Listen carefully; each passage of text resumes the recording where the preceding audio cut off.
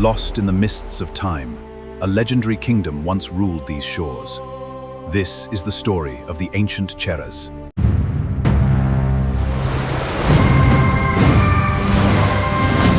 Thousand years ago, on the southwestern coast of India, where the Arabian Sea met the lush lands of the Malabar coast, a story began. For centuries, the world knew this region by a different treasure. Not gold, but a spice so valuable. That treasure was black pepper. Small in size, in the ancient world, it was known as black gold. From the forests of the Western Ghats, the precious spice traveled bustling markets, where merchants from distant lands gathered to buy the wealth of the Cheras. Trade was unlike anything the region had seen. From the Mediterranean world came merchants carrying gold, the spice that conquered the ancient world. At the heart of this prosperity stood Muziris, a port so famous it served as one of the great gateways between East and West. Among the visitors to Muziris, none were more important than the Romans. They arrived carrying gold, wine, glassware, and luxury goods. The Cheras were more than merchants. They were rulers of a powerful kingdom, guardians of the Malabar coast, and one of the great powers of ancient Tamilakam. Their kingdom stretched across a remarkable landscape. From the mist-covered Western Ghats, nature itself became the foundation of Chera power. Cheras were not alone. Ancient South India was dominated by three great powers. Together they became known as the three crowned kings of Tamilakam. Among them, the Cheras controlled the gateway to the Arabian Sea, a position that would make them wealthy beyond imagination. Behind the Chera Kingdom stood a mighty natural fortress, the Western Ghats. These mountains protected the kingdom and nurtured the forests where pepper thrived. In the first centuries of the Common Era, the Cheras had become one of the most influential powers in South India. Their ships crossed seas, their merchants crossed continents. But who were the rulers behind this rise? The earliest Chera kings emerged from the pages of Sangam literature, ancient poems that preserved their names for nearly 2,000 years. According to Sangam traditions, Uthiyan Cheralathan became famous for extraordinary generosity. Poets remembered him as a ruler whose fame spread far beyond his court. Ancient Tamil poems describe him as a powerful ruler, a king who expanded his influence and strengthened the foundations of the Chera realm.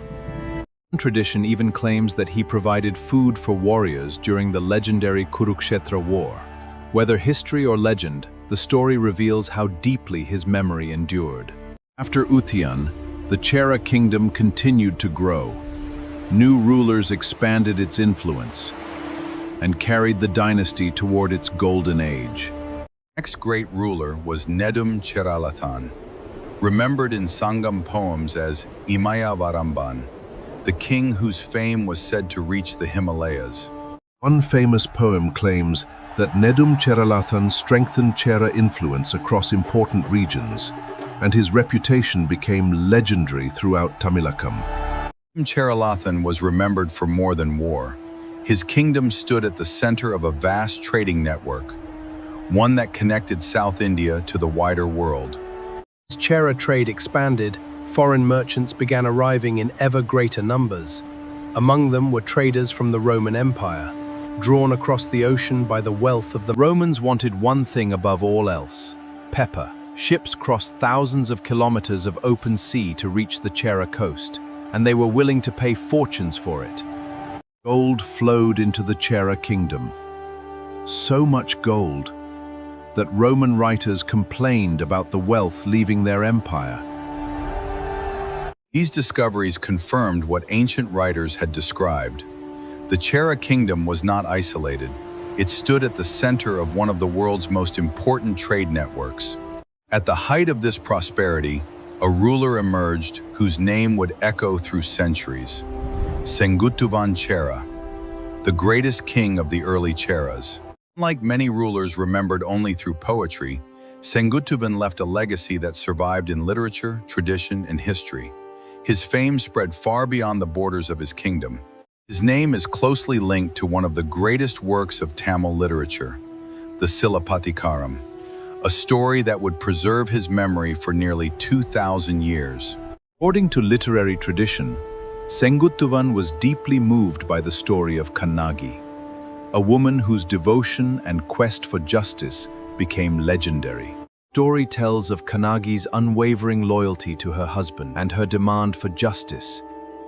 Her courage transformed her into a symbol remembered across generations.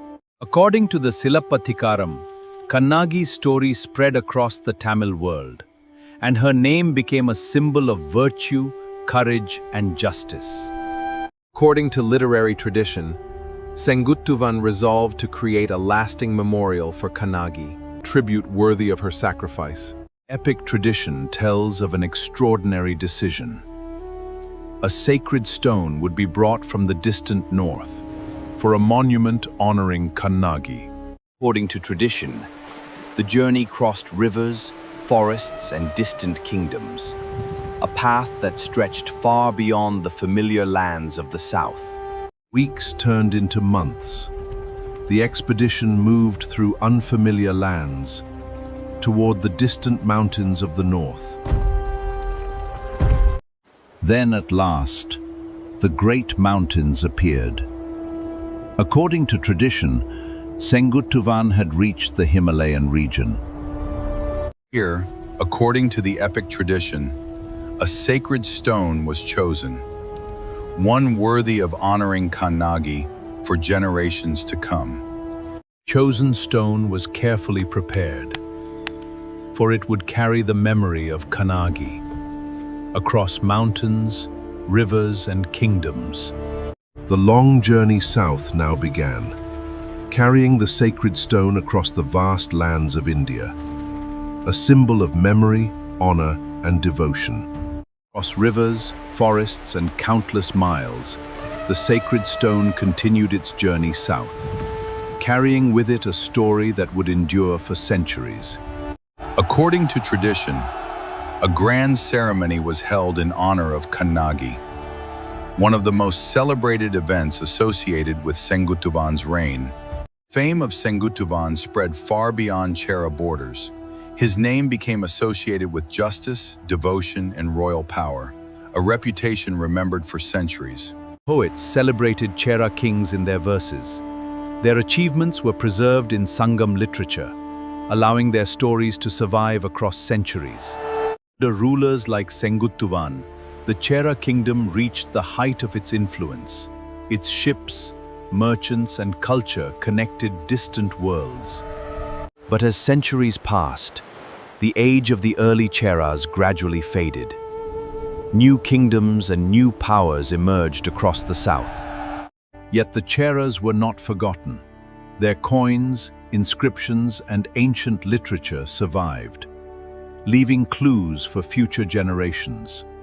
Modern archaeology has added new pieces to the story. Pottery and ancient settlements reveal a kingdom deeply connected to global trade, confirming the importance of the Cheras in early Indian history. Near the coast of Kerala, the discoveries at Pattanam have renewed interest in ancient Muziris, one of the most famous ports of the ancient world. Today, the legacy of the Cheras lives on in Kerala and Tamil Nadu, in language, culture, literature, and memory.